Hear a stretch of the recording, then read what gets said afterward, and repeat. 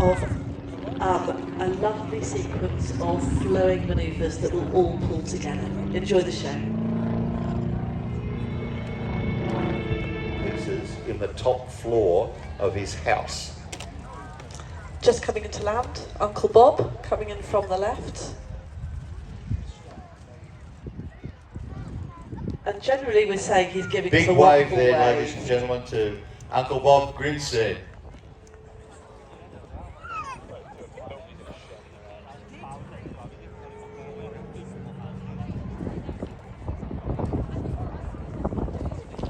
Flying in from the right, beautiful close formation, is Team Mono.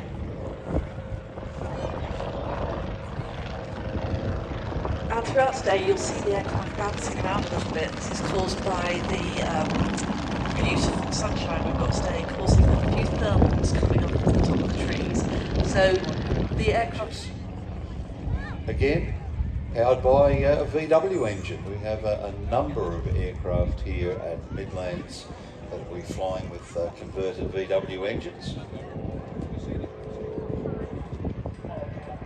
Incredible to think that this aircraft as a type first flew way back in July 1959. First flew at White Waltham.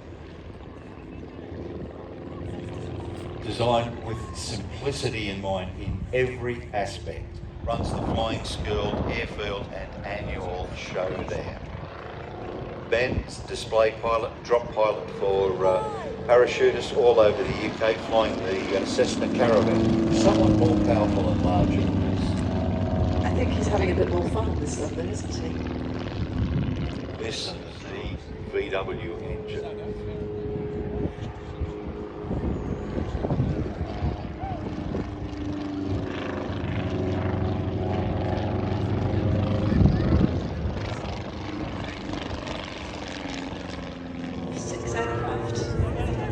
All flown by a team of very enthusiastic individuals.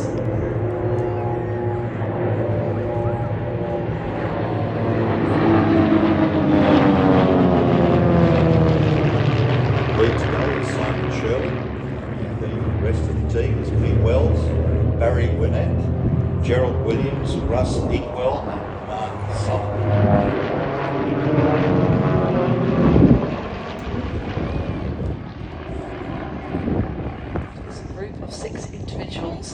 From very different backgrounds. We have a senior citizen, we have a cancer survivor, we have a former international rugby player, and one of the pilots is more at home in an airline aircraft and also is loaded off for a Spitfire. So with a home-built aircraft, obviously a degree of passion and skill, but you don't have to be in the red arrows in order to fly a display which, as you can see, very close and precise formation. There'll be some beautiful set pieces, formation aerobatics, and this is what they set out to do.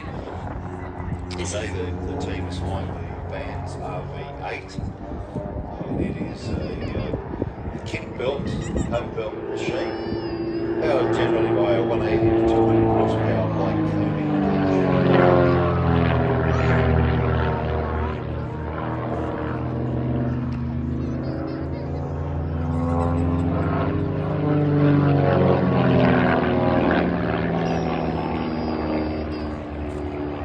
Very versatile machine as a home build. If you're not going to be doing the aerobatics that you'll be seeing here today, you can fit them with wheels or skis. I don't know if they've ever fitted one with floats yet, but stand by, watch that space. And a two-seat aircraft, so it's lovely for two. Pop a bit of baggage in the back, and off you go.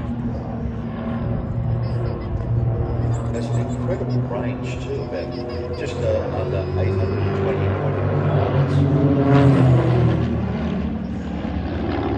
So that gives you the range to go just about anywhere. 100 knots or about 356 kilometres an hour. Our Pairs team now. You can hear the adjustment of the throttle there, keep in position.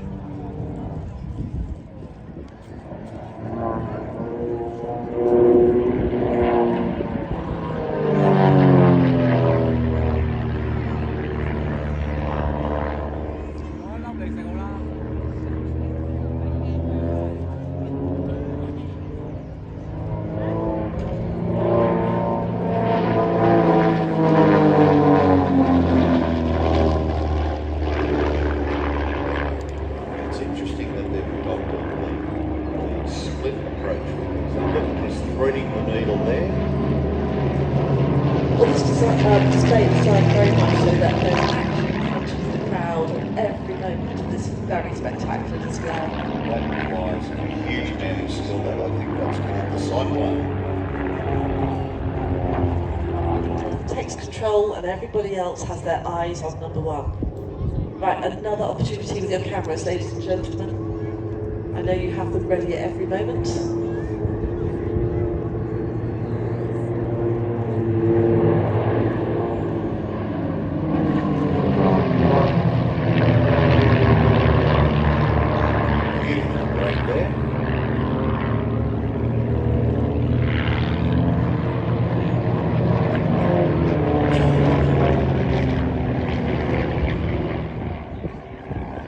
Solos coming in for a opposition close pass, half cubits.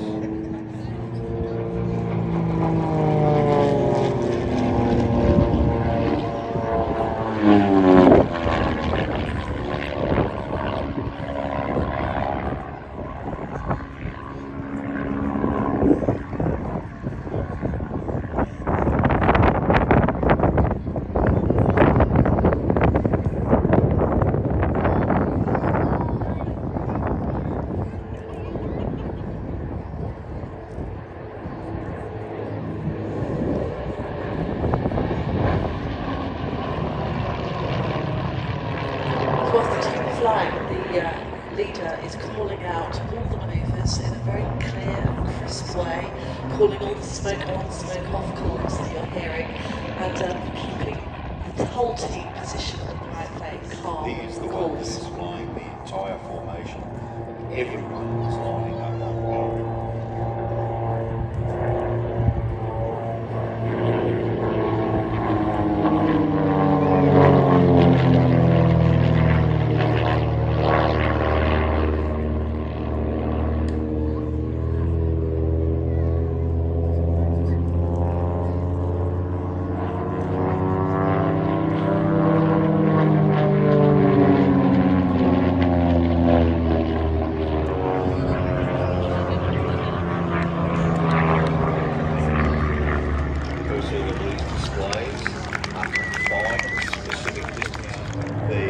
Crosswind that might be here, and that wind is actually picked up quite a bit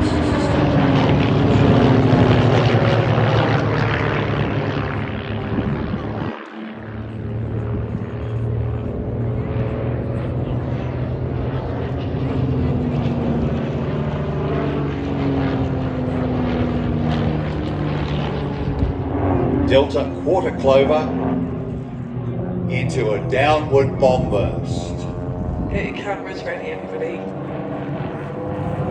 Put your hands together, ladies and gentlemen, for Team Raven. Lower than his previous display.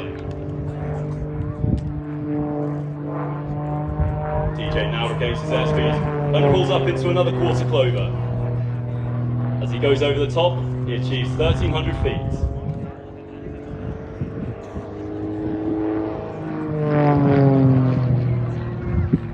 DJ will roll 90 degrees whilst pointing straight up, before completing a stall turn at almost zero airspeed.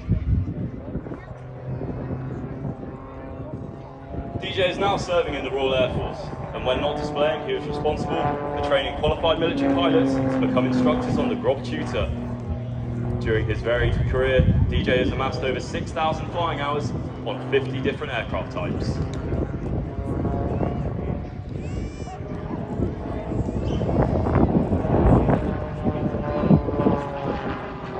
The tutor is operated by No. 6 Flying Training School, primarily for UAS students and air cadets. 6 FTS is also engaged in other essential defence tasks, such as frontline mission rehearsal and training.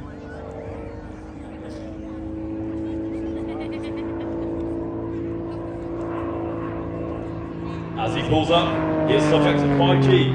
DJ aims to pitch the aircraft around an imaginary circle in the sky. Even when inverted, the centrifugal forces keep him pressed into his seat. The high tempo of Royal Air Force operations continues today, with aircraft and personnel deployed around the world, working with NATO and our other allies. 6-5 with the mighty Typhoon. Today, the Royal Air Force is recruiting for multiple rewarding and demanding professions, and has an exciting future ahead with the continued development of the Lightning, Poseidon and Space Commands. They'll soon be joined by the introduction of the Wedgetail and Protector aircraft. You can visit the RAF website to find out more. After completing this, a big thank you to Midlands Air Festival for hosting us today. Ladies and gentlemen, boys and girls, the 2023 Royal Air Force Tutor Display. You'll notice the difference in sound between the Merlin and the Griffin. The Griffin is a much more growly type of note.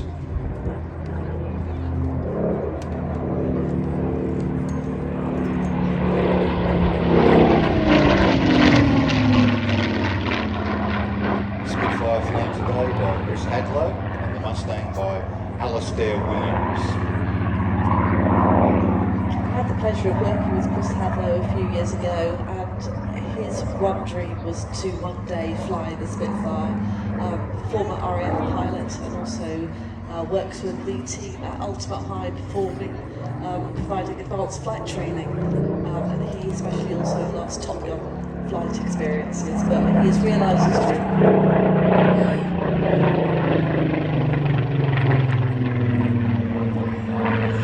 This aircraft is combat veteran. It is wearing its original markings from number 16 Squadron RAF operating in Belgium during March 1945. The German radar, which later resulted in the Commando raid to Steel Saint off the continent.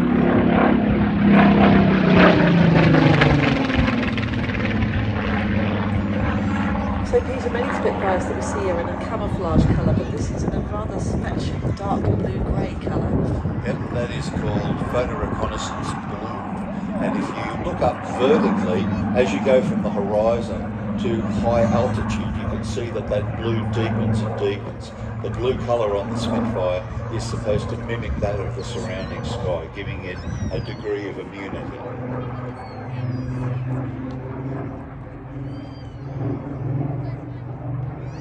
This particular machine was one of those aircraft that actually started off what is now the Battle of Britain Memorial Flight.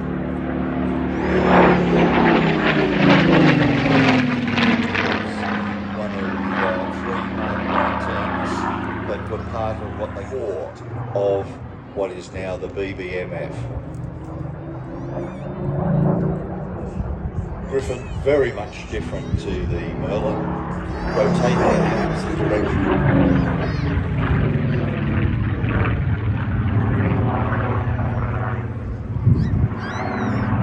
First flown in 1936, over 20,300 Spitfires were manufactured in Griffin. Now you talk about the different variants and marks of the Spitfire, but today people can go flying themselves at various airfields around the country in the two-seat Spitfire.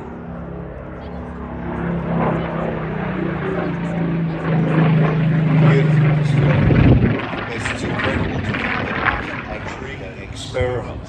It was actually flown in 1963 by the OC Fighting Development Squadron, Wing Commander John Nichols, in combat trials against the supersonic English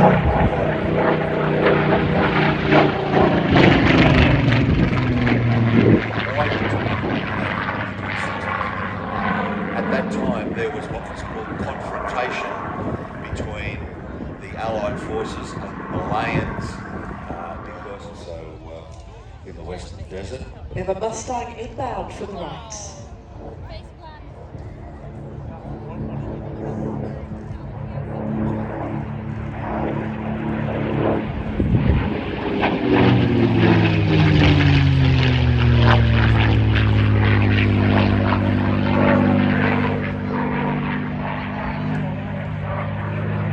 First fighter to go to Berlin and back with the B-17 formations.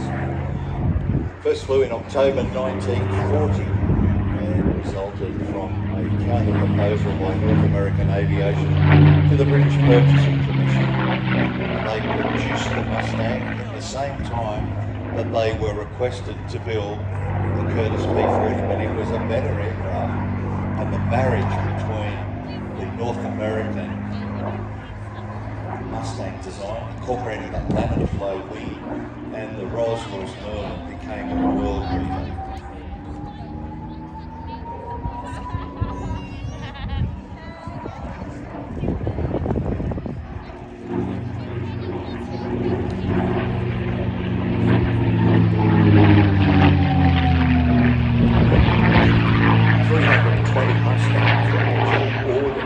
For the Royal Air Force 7 months before the prototype flew, and they went into service with number 26 Squadron RAF in January 42. They were powered by the Allison engine then used for Army cooperation. Rolls-Royce countered with an idea to put the Merlin in, and the performance was incredibly increased.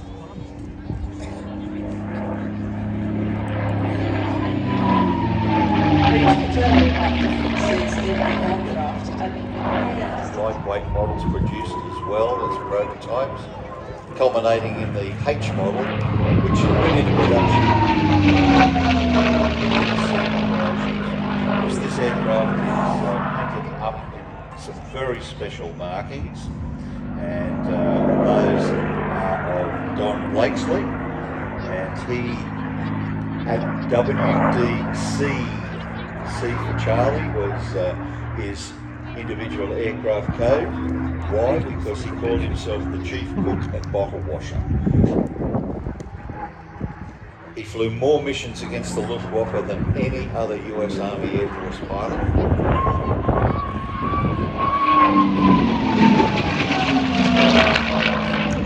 The aircraft of action this afternoon. 650 caliber machine guns, up to 10 air-to-ground rockets, 2 drop tanks, or 2 1,000-pound bombs.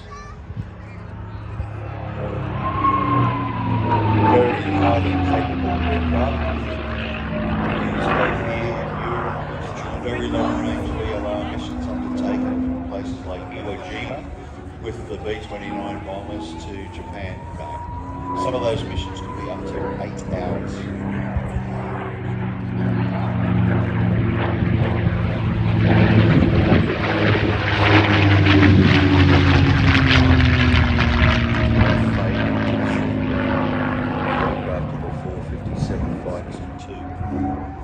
Many of these aircraft have got wonderful nose art with names like Big Beautiful Doll, Old Crow, even Miss Helen I've seen. Miss Helen, yeah. Australia actually to build and operate the Mustang I before the end of the war. They had little names on them as well. One that stands out to me was Nuts to Nip On. I think that nose art definitely helped with morale during the war and keeps the aircraft alive and gives them character.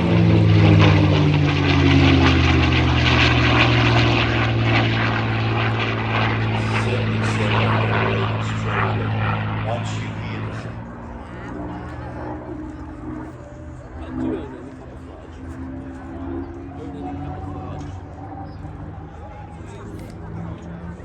it was post-war.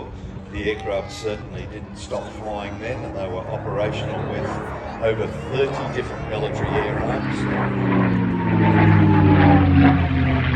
In the soccer war between Honduras and El Salvador, flown by the Israelis, numerous conflicts with the Arab states, Italy, France certainly used a large number of them, and their off-cast aircraft went to other nations. The Italian ones went to Somalia, operated by the Indonesians as well, with combat ops.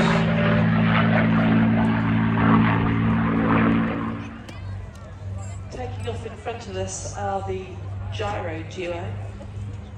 Oh no, the Grobs, 2 Grobs.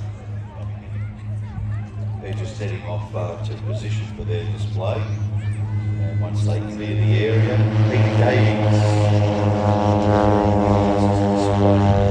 wonderful water gyro Europe colours. Turning their only about 100 to 115 horsepower Rotax engine, or you could get the turbocharged version. Rotor diameter is relatively small, only about 8.4 metres or just over 27 feet. And it has a maximum speed of about 100 knots or 185 kilometres per hour. And you can see how quickly he got off the ground there as well.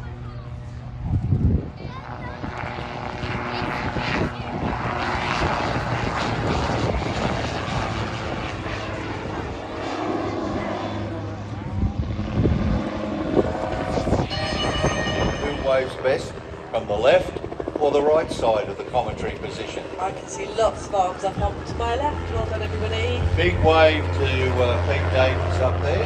Two hand waving from that aircraft.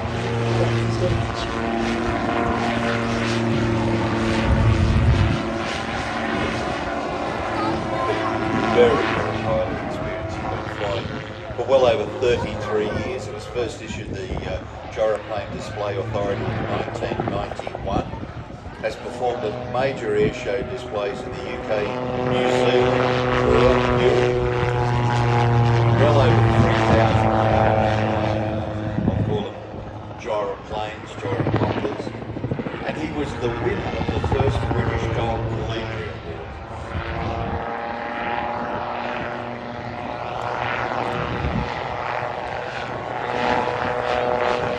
Fourth place in the first World Microlight Championship from the depths of southwest Wiltshire.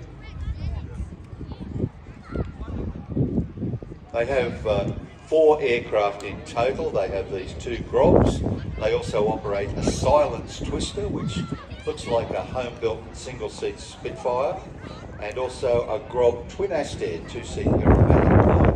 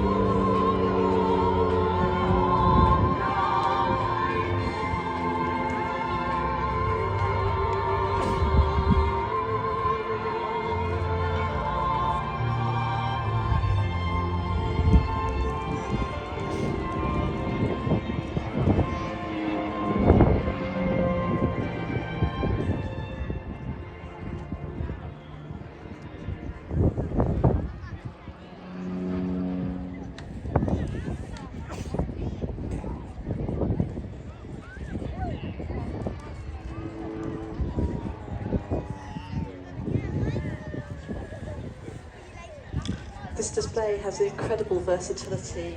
Anyone who was here on Friday night, and if you weren't, then a good excuse to get your tickets early for next year, as these 2 aircraft were fitted with thousands of LED lights and pyrotechnics and did the most beautiful nighttime show with the aircraft glowing in many different colours and with a huge array of fireworks, which was a beautiful, beautiful show on Friday evening.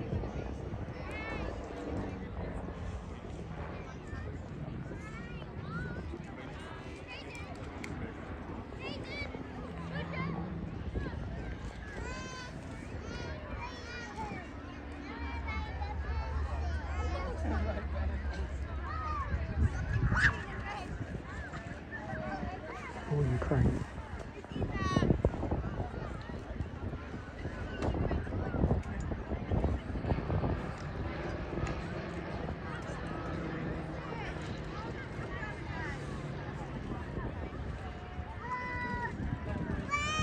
What an absolutely wonderful display, ladies and gentlemen, boys and girls.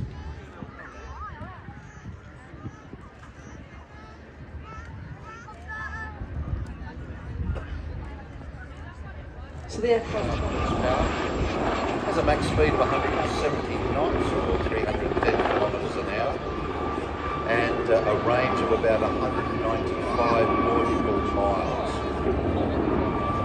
Will carry two 7.62 machine guns or a 20mm cannon and pods for guided or unguided missiles.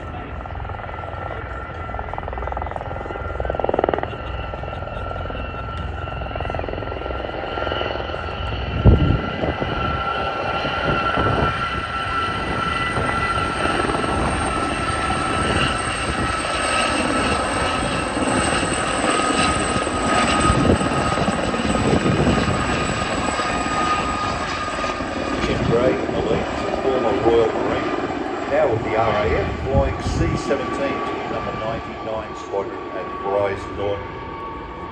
Number 2, Andrew Foxley, Army Air Corps Gazelle, flying since 2014 with tours in Germany, Northern Ireland, Canada and Cyprus. And also with 17th Regiment Territorial Army. Also flew the Lynx Mark 7. Kev Matheson, number 3, is a former Royal Navy Gazelle seeking Merlin and US Navy Seahawk pilot and part of the Sharks display team in 1990. Jim Richards went into the Army from school, commissioned in the Royal Artillery, the same regiment as his grandfather, father and uncle. Has undertaken tours in Norway, Belize, Kuwait and Cyprus. Blue Eagles display team and has over 1,200 hours on the Gazelle, of about 1,320 pounds and about 1,100 pounds in the cabin itself. Can also be fitted with ferry tanks, rescue winch, engine anti-ice and higher landing skids. And despite that, with that high engine whine that you hear, it's been called the flying drumstick.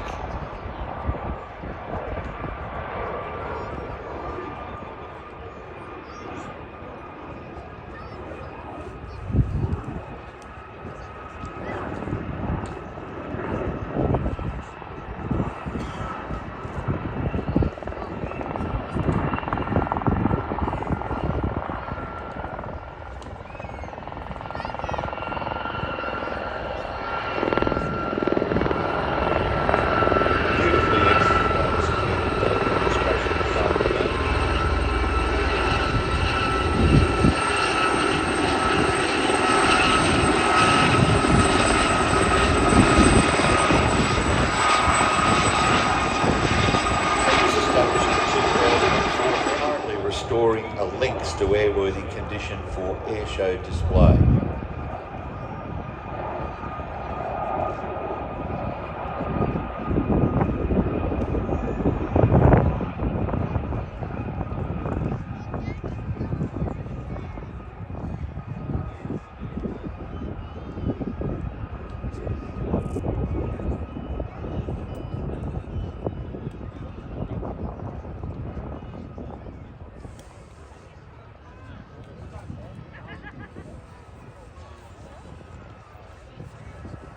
Turning back towards us now.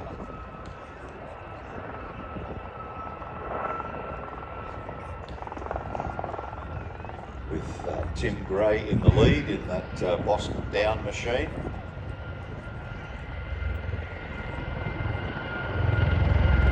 Braking now.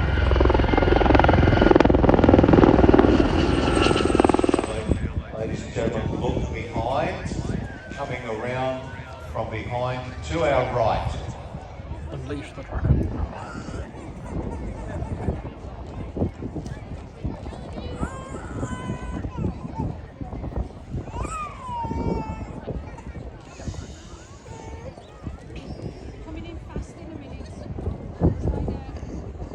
Across the airfield, cameras are poised for the arrival of the Draken.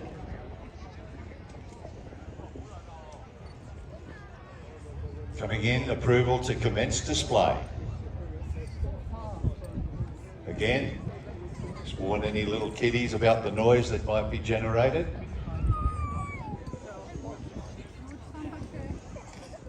So much looking forward to this, Helen. This is something that I have.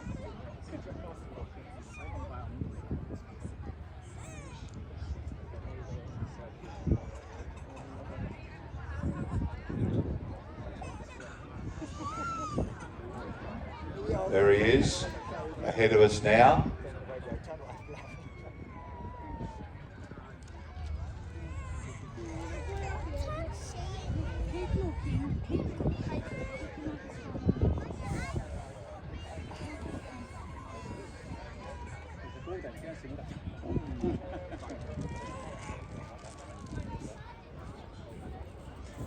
As you see now, coming in ahead.